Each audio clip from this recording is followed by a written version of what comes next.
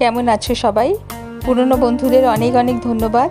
আর যারা এখনও আমার চ্যানেলটি সাবস্ক্রাইব করনি তাদের অনুরোধ রইল সাবস্ক্রাইব করে নেওয়ার জন্য, পাশে থাকার জন্য। একটা অসাধারণ চিকেনের রেসিপি বলবো, শোরবা স্টাইল চিকেন, খুব কম মশলায় আর দারুণ খেতে হয়।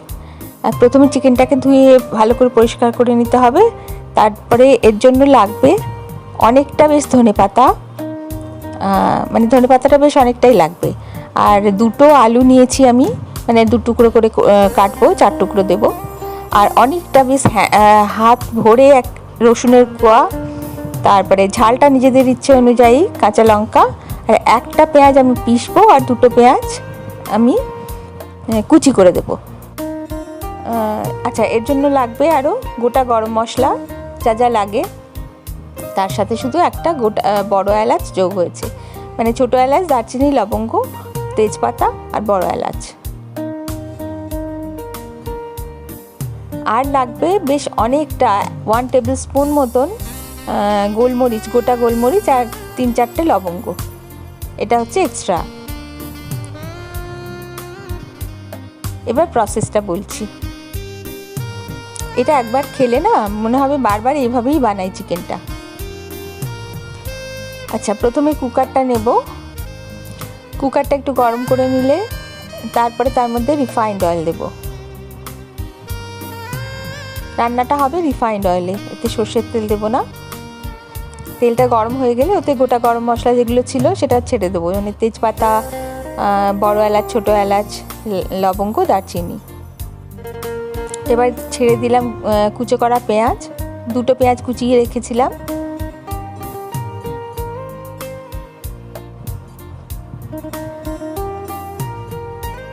পেঁয়াজ কুচিটাকে একটু নাড়াচাড়া করব, ভালো করে ভেজে নেব।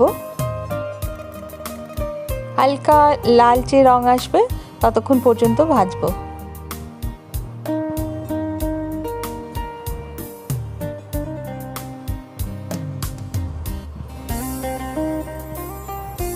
ইতিমধ্যে আমাকে এই মশলাটা তৈরি করে নিতে হবে, মানে মিক্সির জারের মধ্যে দিয়ে দিলাম ধনেপাতা, পুরো যতটা ধনেপাতা নিয়েছিলাম বেশ অনেকটা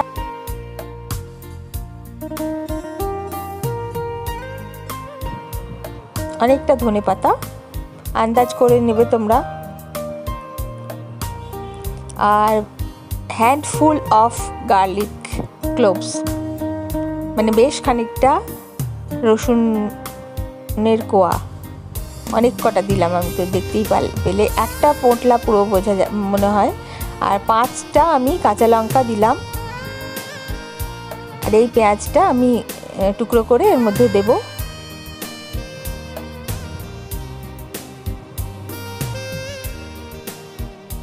এই মশলাটাকে আমি মিক্সিতে পেস্ট করে নেব।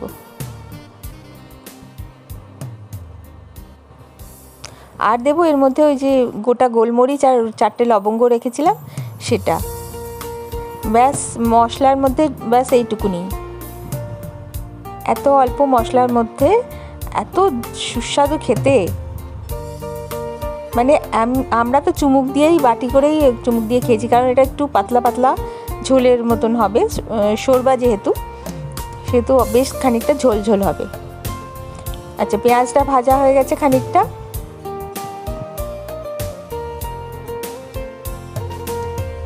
এবার এর মধ্যে, এতে কিন্তু আমরা আদা দিইনি, সেটা লক্ষ্য করো। আচ্ছা, পেঁয়াজের পর এটা চিকেনটা দিয়ে দিয়েছি। চিকেনটা দিয়ে চিকেনটা একটু ভাজা ভাজা করে নেব। খানিকক্ষণ নাড়াচাড়া করব। বেশিক্ষণ রান্না করার দরকার নেই, কারণ আমরা এটা কুকারে সিটি দিয়ে রান্না করব। একটু কালারটা চেঞ্জ হয়ে আসবে, একটু মনে হবে ভাজা হয়ে গেছে, সেই পর্যন্ত রান্না করব।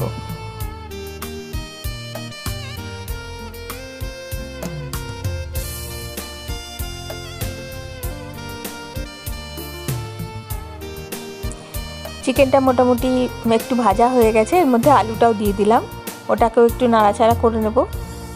আলুর পরিমাণটা তোমরা যদি আরও দিতে চাও দিতে পারো, আর আলুটা যদি নাও দিতে চাও সেটাও হয়। আলুটা অপশনাল, ভালো লাগলে দেবে, না যারা আলু পছন্দ করো না তারা দিও না। এবার এই সবুজ মশলাটা, হারা মশলা, ওটা দিয়ে দিলাম। মিক্সির মধ্যে সবসময় খানিকটা মশলা লেগে থাকে, সেটা সবসময় জল দিয়ে ধুয়ে মশলাটাকে ইউজ করে নেওয়া উচিত, নষ্ট করব না।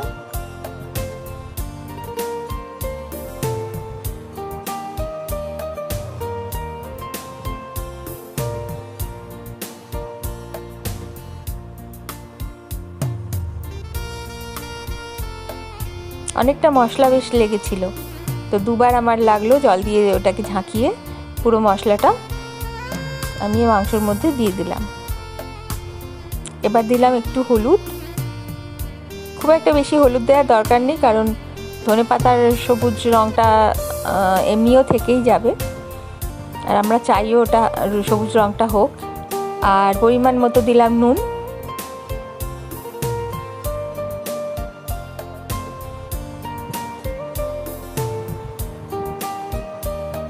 এটা মশলাটা একটু কষাতে হবে, বেশ খানিকক্ষণ রান্না করে মশলাটা যতক্ষণ কাঁচা গন্ধটা চলে যাবে ততক্ষণ অবধি এটাকে এইভাবে কষাতে হবে।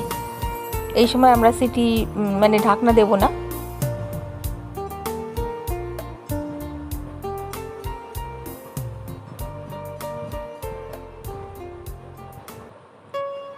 খানিকক্ষণ রান্না করার পর মশলাটা কষা হয়ে গেছে, এর কাঁচা গন্ধটা চলে গেছে।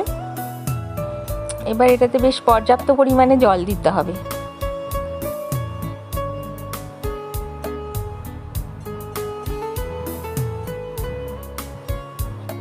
দেখতেই পাচ্ছ আমি প্রায় 3 বাটি জল দিলাম।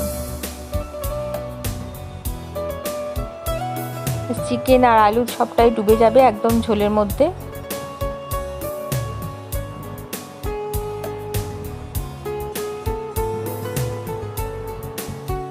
আমার মনে হয় এটা খাওয়ার শরীরের পক্ষে ক্ষতিকারক একদমই না, আর বরং যে কটা মশলা আছে সবকটাই শরীরে কাজেই লাগে, উপকারী হবে শরীর।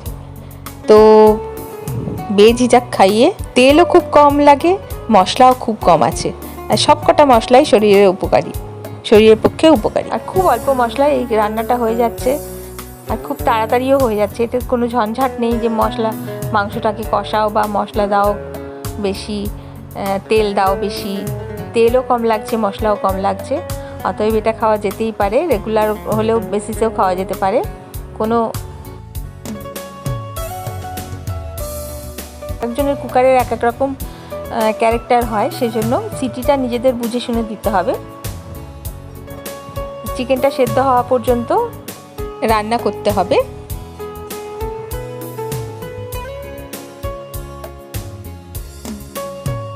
প্রথমে আমি 2টো সিটি মারলাম কুকারে, তারপরে পুরোটা ঠান্ডা হতে দিলাম, গ্যাস বেরিয়ে গেল। তারপরে খুলে দেখছি বেশ খানিকটা ঝোল হয়ে গেছে, মানে একটু বেশিই হয়ে গেছে ঝোলটা। তো আমার মনে হলো আর একটু কমাতে হবে। চিকেনটা মোটামুটি সেদ্ধ হয়ে গেছিল, আলু তো চিকেনের সাথে সেদ্ধই হয়ে যাবে, তার জন্য কোনো প্রবলেম নেই। কিন্তু ঝোলটা দেখছো অনেকটা পাতলা হয়ে আছে, সেই জন্য দুজনে যেহেতু খাবো সেই জন্য এতটা ঝোলের দরকার নেই, তাই জন্য আরেকটু ফুটিয়ে আমি ঝোলটা কমিয়ে নিলাম। ব্যাস রেডি শোরবা স্টাইল চিকেন, মানে চিকেন শোরবা। দারুণ খেতে, ভাত দিয়ে রুটি দিয়ে শুধু যেভাবে খুশি খাও, স্যুপের মতো। স্যুপি চিকেন ইজ রেডি।